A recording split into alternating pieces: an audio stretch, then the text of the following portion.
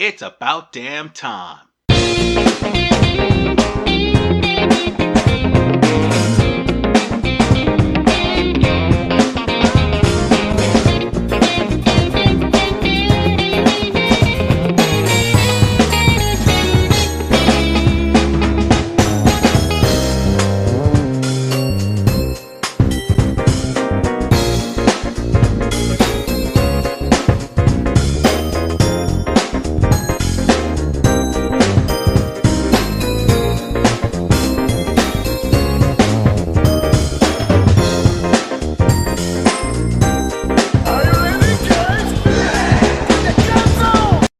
Once again, we return to the Hyperdimension Neptunia series.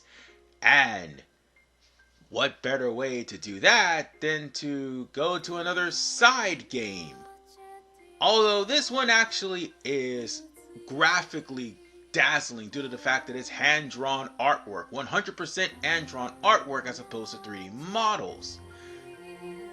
Thing is, this game is very notorious in its own right. Granted, it is made by Artisan, the very people who created Odin's Spear. Still, there are some bad things about it that gave it a notorious reputation. But I am a fair and balanced reviewer, so therefore I am going to look at the pros and the cons of a controversial game that came out in 2018 and was console exclusive until 2019, Super Neptunia RPG. So sit back, relax, and let's ride! Seeing as how we are reviewing a Neptunia game, there's only one thing we gotta do. We gotta bring out those slights! And, of course, Neptunia ends up violating all but one slight, and that is the asset flip. Everything else is definitely bad, especially the censorship. Guess which version I'm playing? That's right, folks, the PS4, with lazy editing in 2 scenes, calling it censorship for Sony. Yeah, that is beyond lazy. Sony doesn't need to be censored for anything.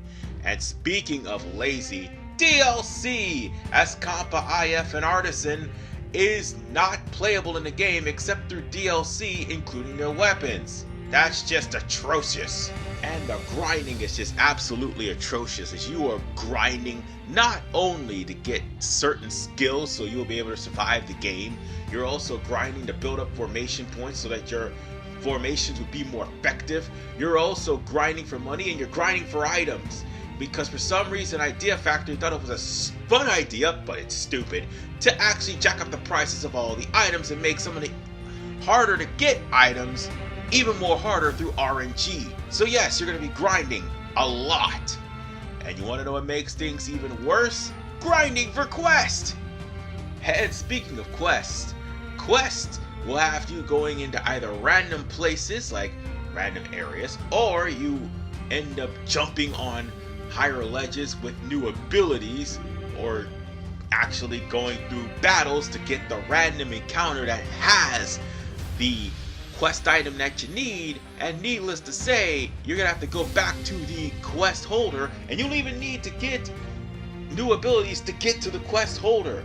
Quest is basically the biggest problem with backtracking and RNG because they rely on it. I'm not even talking about the guild, because the guild themselves require you to be fully powerful at least at level 20 or 30 to survive. So quest, in all honesty, normally was to try to move things along. It's basically your only bread and butter for you to get strong. And then there's the story in and of a nutshell. They used the amnesia plot again, only this time it's not Neptune that just got amnesia, it's everyone. And it was all thanks to Bombix Mori.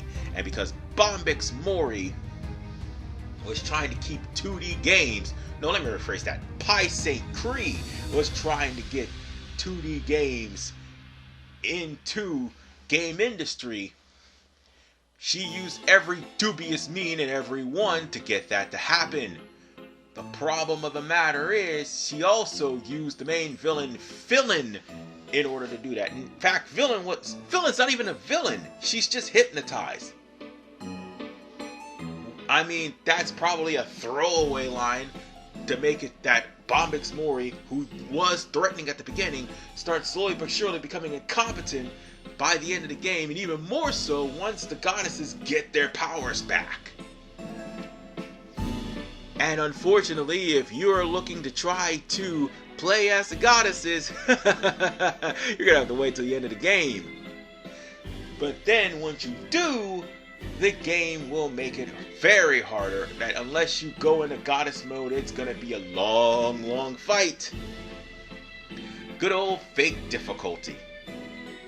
So not only do you have a story plot line that falls flat, the humor falls flat too. And needless to say, so too is the fact of them constantly using Neptunia Epic to try to get their powers back. I went through a whole entirety of 30 parts just so that we could get everyone back to normal. And even then, they have a split ending where either A, you beat Villain and you actually find out that yes, Pai St. Cree was the mastermind, and moreover, she practically becomes an abomination along with the other members of the Three Musketeers, or you lose to Villain and Chrome permanently kills Villain with Pai St. Cree getting away. That's basically your two options. Oh, and if you think that you're gonna go to New Game Plus to get them both, no. You heard me. No.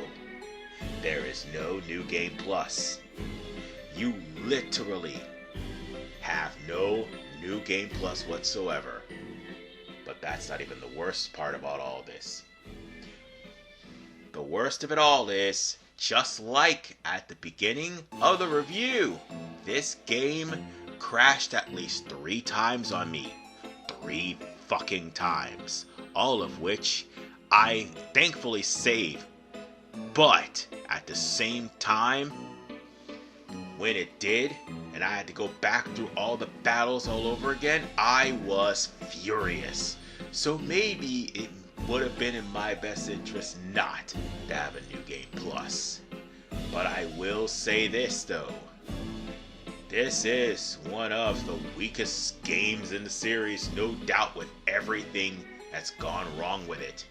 So with that said, let's go to the pros.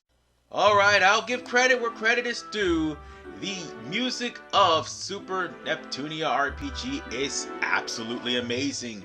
Especially the music with Inside Histoire.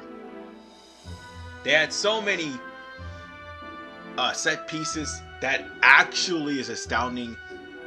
I mean, it's a shame that this game has a lot of bugs and glitches that tends to make it crash and hardlock. Still, the music is interesting to listen to, so at least you can take the time to listen to the whole soundtrack, because it's mostly either piano based or synthetic based. Still, the art style also is the best thing too, because after all, Artisan did make Odin's Spear, and that was graphically phenomenal. This game is also graphically phenomenal as well. And I gotta admit, they outdid themselves in making things a lot easier and not actually making it an asset flip as opposed to many of the Neptunia games you ran into the past. You can actually go through certain areas, though you do need certain ways to get there. Still,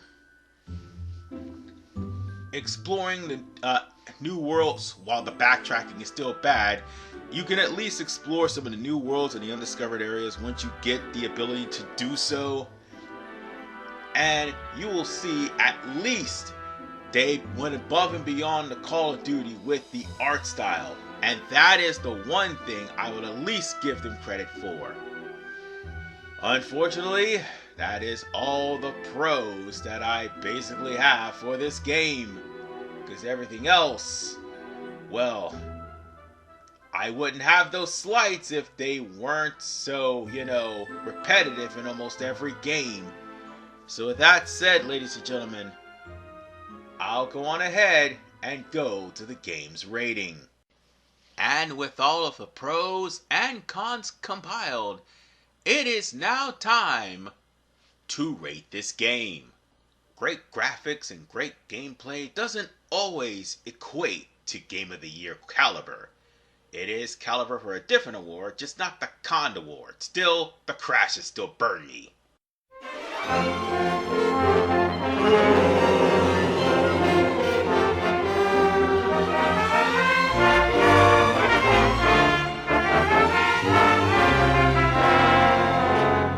Boo! You suck! Thumbs down me or thumbs up me, it doesn't matter. At the grand scheme of things, I stand by what I said. What I said, good graphics and good soundtrack doesn't always make Game of the Year. You want to know what does? Gameplay. And if the gameplay comprised of grinding and RNG because of the fact that the developers think it's a funny idea, when mid-game they could jack up the prices of all the games to force you to grind more, and on top of the fact you have to backtrack to get better items just to reach levels you couldn't reach before, and then the censorship is ridiculous. There was no point in doing that, especially since the game crashes in the middle, the beginning, and the end of the game, and not to mention there's no New Game Plus. But the crashes, why wouldn't there be? And the story's already weak. The fact of the matter is, you can have the most beautifully luscious game. If you have all these factors and the graphics and the soundtrack's all you got going for it, then yeah, it's going to get a Dean Takahashi Award, and it's going to be terrible. So with that said, ladies and gentlemen, thank you all for watching this review, and I will see you all in the next one. Take care, everybody.